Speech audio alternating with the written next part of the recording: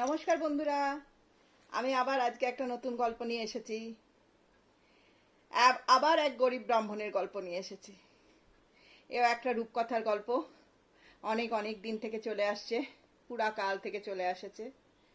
এর কে লেখক আমার জানা নেই। তোমরা যদি কোনোদিন জানতে পারো আমাকে কমেন্টে জানিও। তাহলে গল্পটা শুরু করছি। গল্পটা ভালো লাগলে তোমরা লাইক করে দিও, একটা শেয়ার করে দিও। অবশ্যই একটা লাইক করে একটা শেয়ার করো, তাহলে আমারও বলতে ভালো লাগবে। আমিও একটা ইন্সপিরেশন পাবো যে হ্যাঁ, আমার গল্পগুলো ভালো হচ্ছে। আর কমেন্টে কিছু লিখো। আর যারা নতুন দেখছো তারা সাবস্ক্রাইব করে দিও। তাহলে আমি শুরু করি একটা নতুন গল্প। এক গ্রামে বাস করত এক ব্রাহ্মণ আর তার বউ। ব্রাহ্মণের দিন চলতো ভিক্ষে করে, কিন্তু তাতে অনেক দিনই হতো এমনকি ব্রাহ্মণের বউ পেট ভরা আহার করতে পারত না। কোনো রকমে তাদের দিন চলত। একদিন হঠাৎ ব্রাহ্মণ শুনতে পেল তাদের গ্রামের কাছারিতে জমিদার মশাই আসছেন। শুনে মনটা তার একটু খুশি হলো। ভাবলো আমি ওখানে যাই, জমিদার বাবুর কাছে কিছু চাইবো, তাহলে আমার একটু দু একদিন ভালো চলবে, ভালো মতো ভিক্ষেও মিলবে। তো জমিদার বাবুর কাছারিতে গিয়ে ব্রাহ্মণ দেখলো সেখানে বেজায় হইচই ব্যাপার। মেলা লোক এসেছে, গ্রামের সব মোড়লরাও ভিড় করেছে, জমিদার মশাইও আছেন, এবং তাদের মধ্যে কি সমস্ত আলোচনা চলছে। ব্রাহ্মণ একটু উঁকি ঝুঁকি মেরে বোঝার চেষ্টা করলো কি চলছে। খানিকক্ষণ পরে সে শুনতে পেল গায়ের পশ্চিমে একটা প্রকাণ্ড বট গাছ আছে। সেই গাছটা নাকি ভূতের বাসা। দিনের বেলা সেদিকে লোকজন যাতায়াত করে বটে, কিন্তু রাতের বেলা কেউ সেদিকটা মারায় না। তো সেই বটগাছের তলায় একদিন রাত্রের বেলা এক ব্রাহ্মণ গেছিল। পরের দিন সকালে তার মৃতদেহ পাওয়া যায়, একদম ছিবড়ে হয়ে গেছে। সেই থেকে কেউ আর ওদিকে যাওয়ার নামই করে না। এখন ব্যাপার হয়েছে কি, এই যে জমিদার মশাই নতুন, তিনি একটু কম বয়সী, একটু খেয়ালি, তিনি এসব অত বিশ্বাস করেন না। তো এই গ্রামে জমিদার মশাই প্রথমই এলেন। তিনি এই ভূতের বটগাছের কথা, ভূতের বাসার এই বটগাছের কথাটা শুনে বললেন, ঠিক আছে, যে আমাকে রাত্রিবেলা বটগাছ থেকে একটা ডাল কেটে এনে আমায় দিতে পারবে, আমি তাকে 100 বিঘে জমি দেবো, তাও আবার বিনা খাজনায়, তাকে খাজনা দিতে হবে না। তো এই কথা শুনে তো সবার মনে লোভ জাগলো। স্বাভাবিক, 100 বিঘা জমি, তাতে আবার খাজনা দিতে হবে না। কিন্তু রাতের বেলা বটগাছের একটা ডাল কেটে আনার কথা ভেবে সবাই ভয় পেয়ে গেল। তখন এই গরিব ব্রাহ্মণটি ভাবলো, যেভাবে বেঁচে আছি তার চাইতে মরে যাওয়া অনেক ভালো। এরম ভাবে বেঁচে থাকতে থাকতে কতদিনই আর বাঁচবো। তো একবার যাই না, যদি ডাল কেটে আনতে পারি তাহলে 100 বিঘে জমি পাবো, ভালোভাবে বাঁচতে পারবো। আর যদি না পারি তাহলে মরে যাব। আর বয়স তো হচ্ছে, আর দুদিন পরে হয়তো আমি এমনিও মরবো অমনিও মরবো। বলে সে জমিদার বাবুর কাছে গেল, গিয়ে বলল, হুজুর আমি যাব ডাল কেটে আনতে। তখন জমিদার বাবু বললেন, ঠিক আছে, আপনি যদি ডাল কেটে আনতে পারেন আপনাকে সঙ্গে সঙ্গে আমি 100 বিঘা জমি দিয়ে দেবো, ভালো জমি দেবো, উর্বর জমি।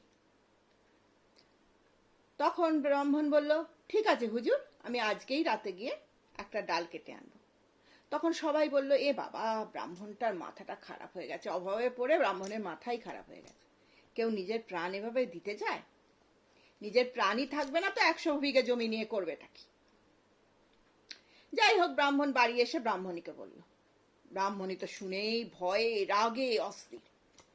অনেকক্ষণ বোঝালো, তাতেও না বুঝতে খুব রেগে গেল। আরে তোমার কি মতিভ্রম হয়েছে? তুমি এইভাবে মৃত্যুর দোরগোড়ায় চলে যাবে? তখন ব্রাহ্মণ তো ব্রাহ্মণীর কোনো কথায় কর্ণপাত করলো না।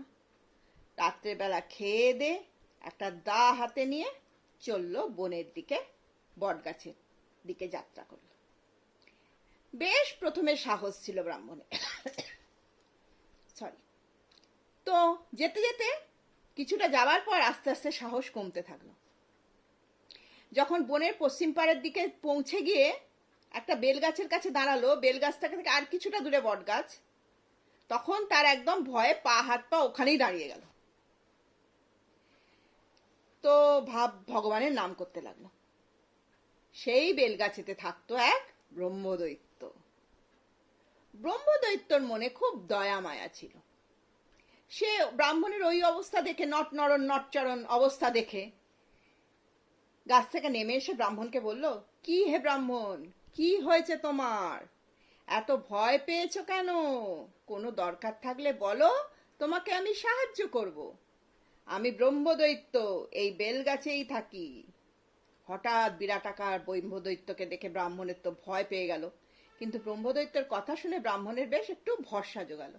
তখন সে বলল দুঃখের অভাবেশ কথা, আর বলল, ব্রহ্মদত্তী ঠাকুর, এই বটগাছের ডাল ভেঙে নিয়ে গেলে জমিদার মশাই আমাকে 100 বিঘে জমি দেবে, তাতে আমরা একটু ভালোভাবে থাকতে পারবো।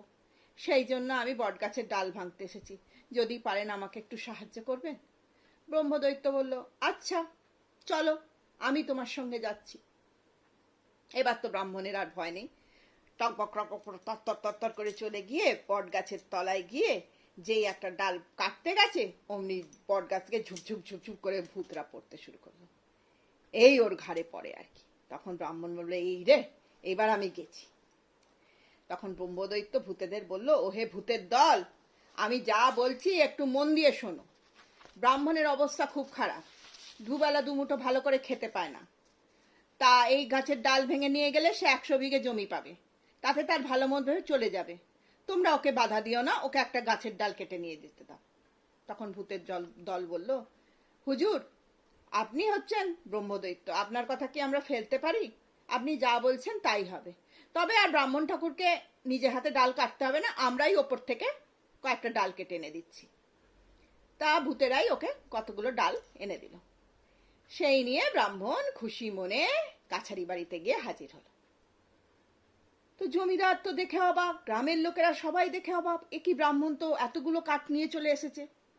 তখন জমিদার মশাই সঙ্গে সঙ্গে তাকে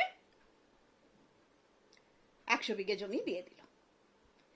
যে 100 বিঘে জমি দিল, সেই জমিতে যে ধান রোপণ করা হয়েছিল সেই ধান তখন পেকে গেছে। 2-1 দিনের মধ্যে না কাটলে সে খারাপ হয়ে যাবে। এবার 100 বিঘে জমির ধান কাটা কি সহজ কথা? অনেক মজুর লাগবে। ব্রাহ্মণ তখন বসে বসে ভাবলো যে আমি কি করে মজুরি দেব সবাইকে, তো 100 বিঘে ধান আমার কি করে কাটা হবে। এই বসে দিনের বেলা ভাবতে ভাবতে সন্ধ্যেবেলা চলে গেল ব্রহ্মদৈত্যের কাছে। গিয়ে সেই বেলগাছের কাছে গিয়ে দাঁড়ালো। ব্রহ্মদৈত্য নেমে এসে বলল, কি হে ব্রাহ্মণ, আবার কি হলো? তুমি আবার এখানে কেন? তখন সে ব্রহ্মদৈত্যকে সব বলল, হুজুর, আমি এই ধান কি করে কাটবো, আমার কাছে তো মজুরি দেবার পয়সা নেই, আপনি একটু আমার উপকার করে দিন না। তখন ব্রহ্মদৈত্য বলল, ঠিক আছে, কাল সন্ধ্যেবেলা 100টা কাস্তে এনে বেলগাছের তলায় রেখে দিবি, আর তোর বাড়িতে ধান রাখার জায়গাটা তৈরি করে রাখবি, আমি ধান কাটিয়ে দেবো কাল রাত্রিবেলা। তখন ব্রাহ্মণ ফিরে এলো, এসে সারাদিন ধরে চারিদিক থেকে 100টা কাস্তে জোগাড় করলো। জোগাড় যন্ত্র করে নিজের উঠোনের একটা দিক ভালো করে ঝাঁট ফাঁট দিয়ে পরিষ্কার পরিচ্ছন্ন করে রাখলো। রেখে সন্ধ্যাবেলা সেই 100টা কাস্তে নিয়ে গিয়ে ব্রহ্মদৈত্যের বেলগাছের তলায় গিয়ে রেখে দিয়ে চলে এলো। তো সেদিনে ব্রহ্মদৈত্য তখন সেই সন্ধ্যাবেলা সব ভূতেদের ডেকে বলল, তোরা এই 100টা কাস্তে নিয়ে গিয়ে ব্রাহ্মণের জমির ধান কেটে ঝাড়াই পোছাই করে গোলা ভর্তি করে তো গোলা বন্দি করে দিয়ে আসবি। এই কাজটা যেন আজকে রাত্রের মধ্যে হয়ে যায়। তখন ভূতের দলেরা গিয়ে ধান ফান কেটে ঝাড়াই মোছাই করে গোলা তৈরি করে গোলার মধ্যে করে রেখে চলে গেল। তখনও রাত অনেক বাকি, তার মধ্যে ওদের কাজ হয়ে গেল।